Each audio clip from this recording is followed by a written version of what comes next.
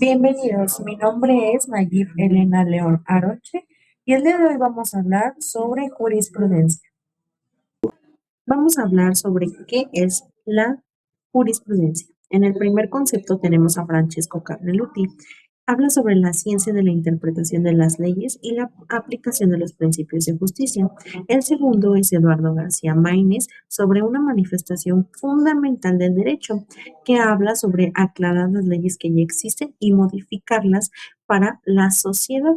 El tercero es la jurisprudencia de Ulpiano. En él nos habla sobre tres principios. El primero es vivir honestamente, el segundo es no dañar al otro y el tercero es dar a cada uno lo suyo. Hablemos sobre la jurisprudencia nacional. El concepto que nos da la Suprema Corte de Justicia de la Nación es que es un conjunto de razonamientos y criterios que los juzgadores establecen en cada una de sus resoluciones en la interpretación de las normas jurídicas, es decir, esclarecer en qué sentido y hasta dónde van a llegar en los casos que no están previstos. Hablamos también de que la interpretación obligatoria de la ley emana de sus resoluciones y las de los tribunales, y su objetivo es, evidentemente, como lo dije, clarificar el sentido de las normas. Al hablar también de la Suprema Corte de Justicia, encontramos los tribunales colegiados de circuito. Son órganos del Poder Judicial de la Federación en México, integrados por tres magistrados principales. El primero son juicios de amparo directo, el segundo son recursos de amparo indirecto y el último son asuntos civiles, penales, administrativos y laborales. Estos son clave para la interpretación, como le mencioné, de las leyes y la resolución de los conflictos. También tenemos que existen 258 tribunales colegiados y 32 circuitos judiciales en México que se especializan en materia administrativa, laboral y civil, como le mencioné anteriormente. Son un órgano que está ligado al Poder Judicial de la Federación. En el ámbito internacional, tenemos la Corte Internacional de Justicia y la Corte Interamericana de Derechos Humanos. La Corte Internacional de Justicia se refiere a sentencias y opiniones que dicta la Corte. Resuelve disputas entre estados y emite dictámenes sobre cuestiones jurídicas, principalmente a órganos que están en la ONU. Tienen carácter persuasivo y orientativo, y también contribuye a la interpretación y aplicación del derecho internacional público. De igual manera, resuelve las controversias entre estados y la sentencia es pues de carácter obligatorio para los estados que estén involucrados. También tenemos a la Corte Interamericana de los Derechos Humanos. Esta corte nos habla que da medidas provisionales para, pues, que nos permita conocer principalmente casos sobre violaciones a los derechos humanos y que de esa manera evitemos daños irreparables o daños más graves.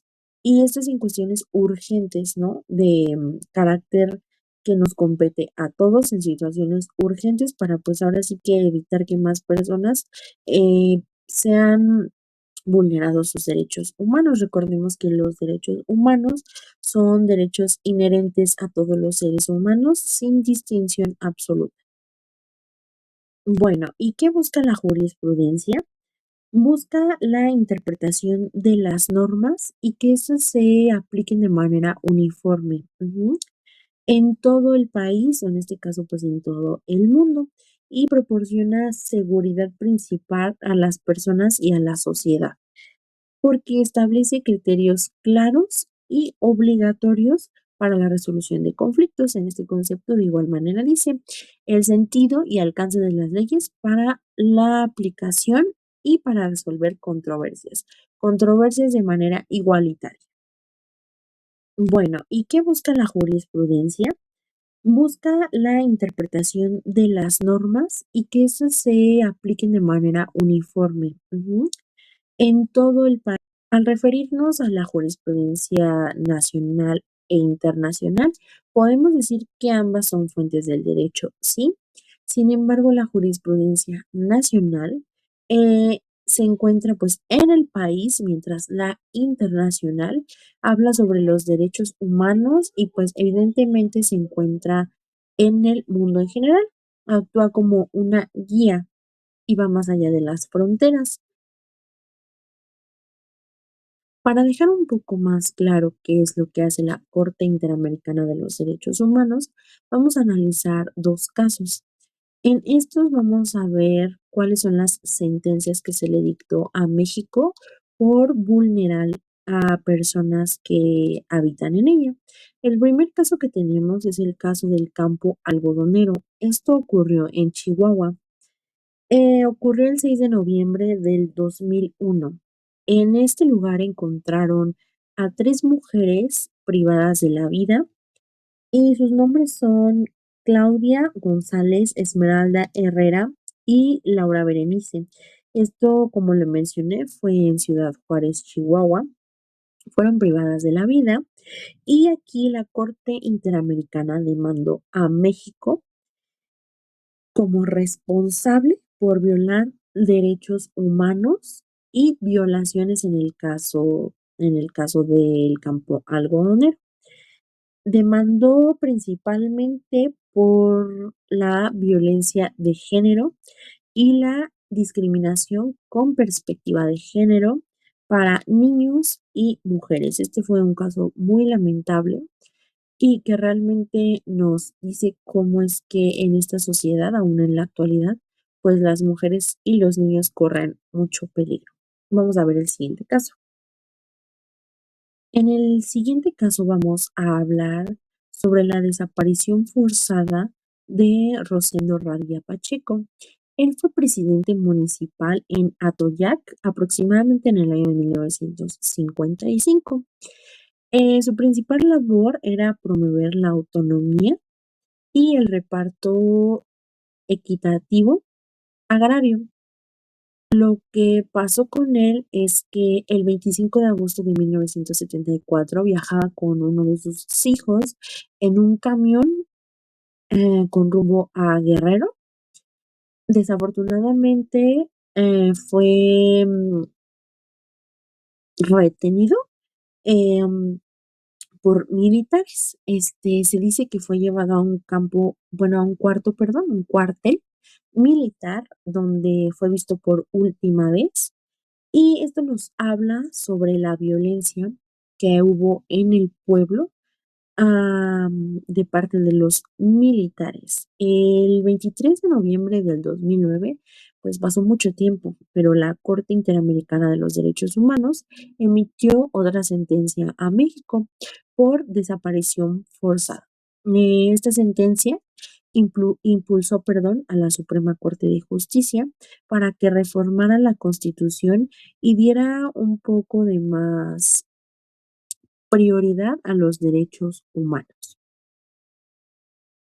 Después de analizar todas y cada uno de los puntos respecto a la jurisprudencia, nos podemos dar cuenta que son instituciones muy importantes para el orden mundial, que los derechos humanos son indispensables para el mundo. También nos podemos dar cuenta que los derechos humanos deben ser primordiales. La ética también debe ser uno de los factores importantes que nos ayuden en la sociedad. Diariamente vemos casos como los que les mostré, en las que mujeres, niños, niñas desaparecen de una forma pues nada digna, ¿no? Y de igual manera están atentando sobre la dignidad humana. Sabemos que la jurisprudencia resuelve controversias entre los estados y pues que las sentencias deben ser de carácter obligatorio. Y nos quedó bastante claro, esperando que sigan estas instituciones mejorando todos y cada uno de los aspectos para que lleguemos a un mundo en el que los derechos humanos realmente se vuelvan inherentes para la sociedad. Muchas gracias, espero les haya gustado, hayan comprendido un poco más sobre el tema que se les mencionó y nos vemos pronto.